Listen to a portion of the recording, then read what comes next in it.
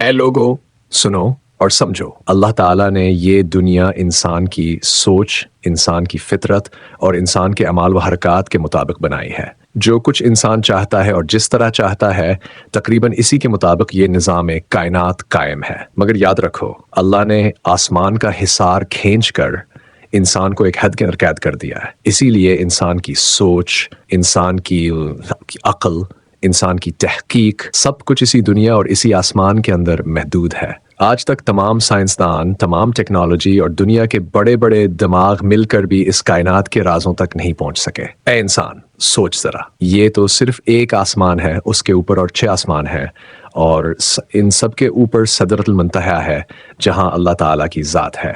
وہاں کے سارے معاملات، سارے نظام صرف اللہ ہی جانتا ہے۔